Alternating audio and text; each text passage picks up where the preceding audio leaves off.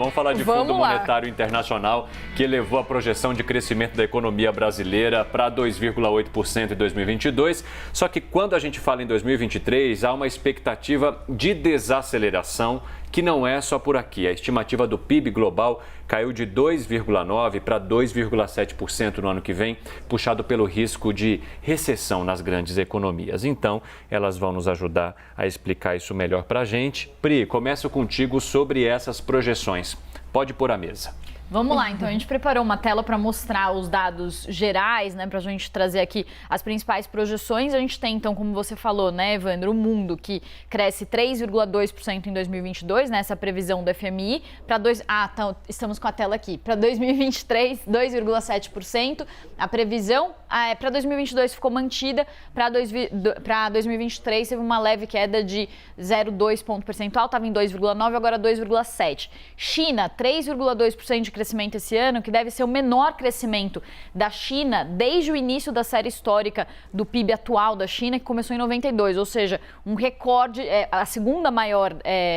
o segundo menor PIB desde o começo dessa série histórica, só vai perder para o PIB de 2020, quando a pandemia fez o PIB da China crescer só 2%, então um crescimento muito baixo para os parâmetros chineses. Zona do euro foi a que teve a maior revisão para 2023, era previsto uma alta de 1,5% do PIB, vai cair para 0,5%, desacelerar para 0,5%, frente a um crescimento de 3% nesse ano. Aí o Brasil, como a gente colocou, então, as revisões para cima aqui para a projeção para 2022, para 2,8%. Para 2023, a previsão era de 1,1%, fica agora em 1%. Estados Unidos também com crescimento muito baixo, de 1,6% nesse ano, 1% no ano que vem.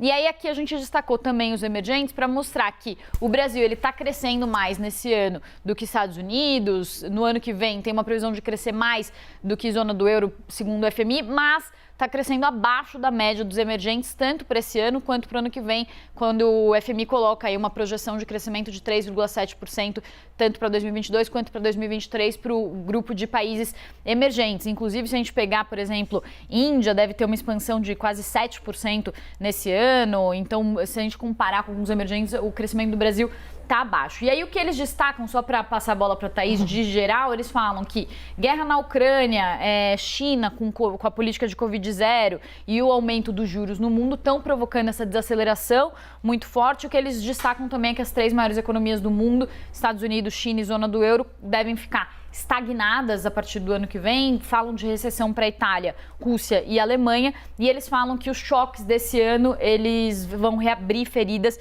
que foram só parcialmente curadas após a pandemia. Então um conjunto de choques que a gente vê abalando a economia mundial. Falando em reabrir feridas, então, quais são as previsões para o longo prazo, Thaís?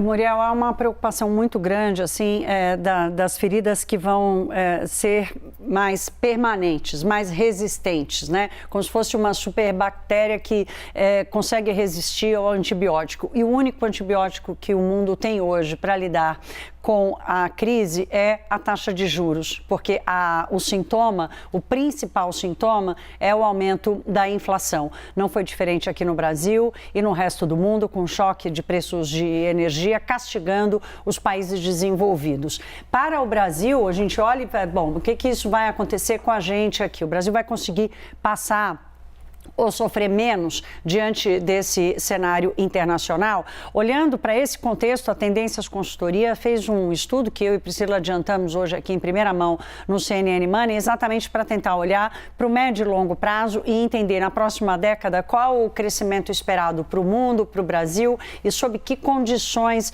especialmente sob a utilização desse antibiótico que é a taxa de juros. E por que eu falo dele? Porque quando a taxa de juros no mundo inteiro, especialmente nos Estados Unidos, que é esteio, é locomotiva da economia internacional, significa que o mundo inteiro vai ter que desacelerar junto. Então, vamos mostrar aqui os três cenários apresentados por esse estudo da Tendências Consultoria. A maior probabilidade é para o cenário básico, em que a economia global desacelera com uma força maior nesses 2-3 primeiros anos e depois passa a crescer, em média, abaixo de 3% ao ano. Aqui está uma preocupação preocupação, porque crescer uma década abaixo de 3% ao ano significa praticamente uma estagnação, como a Priscila colocou. Para o Brasil, no cenário básico, que é também um cenário mais ligado ali ao cenário otimista, o crescimento fica em 2%, mas ainda assim, estou pegando os dados aqui, o crescimento fica em 2% no cenário base, mas ainda assim convivendo com uma taxa de juros muito alta, tanto aqui quanto lá fora.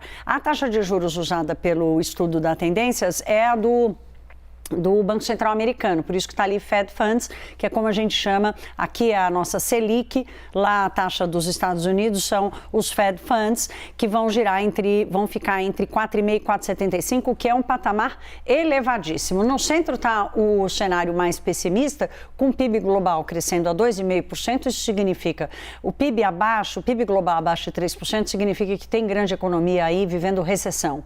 Então, para a próxima década, um PIB global em 2,5%, significa um cenário pior do que estagnação, aí o PIB brasileiro sofreria, crescendo pouco mais de 1%, e as taxas de juros precisando ficar mais elevadas. E o cenário otimista mais parecido com o cenário básico.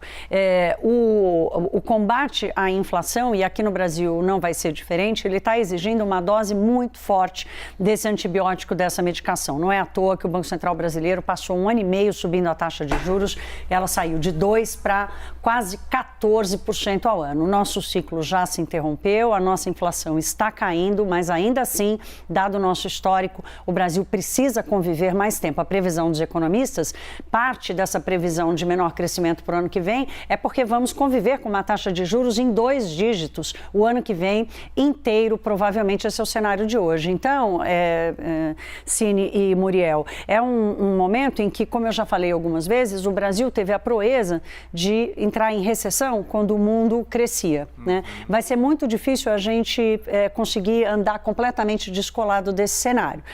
As reformas que aconteceram nos últimos anos, houve reformas e houve mudanças estruturais no Brasil que podem ajudar a gente a perder menos, mas não necessariamente o Brasil se descolando e decolando dentro desse cenário internacional tão adverso. Thaís e Priscila, obrigado, viu, pelo bate-papo de hoje. Foi muito bom compreender de uma forma e olhar por todos os lados para esses números aí, né? Num primeiro momento a gente vê com otimismo uma elevação das estimativas, mas ao olhar a longo prazo a gente consegue criar também um pensamento crítico sobre o que esperar em torno desses dados. Posso só fazer um adendo aqui, claro, que eu acho importante, que é o seguinte, e aí aqui não é uma questão de ser otimista ou pessimista, o Brasil cresceu uma década em 2%, a década passada o Brasil cresceu em média 0,3% ao ano. Foi uma década perdida, foi o pior desempenho em década desde em 120 anos. Então, o Brasil passar uma década crescendo em 2% vai ser um ótimo resultado. O desafio está em passar disso, porque nós já vivemos a cena de um país de renda média muito baixa e para um país emergente crescer 2% é muito pouco. Então, temos que buscar mais. Vamos crescer mais do que a década passada, mas temos que buscar mais. Muito bom. Obrigado, gente. Bom trabalho para vocês. Obrigada. Muito bom falar com vocês.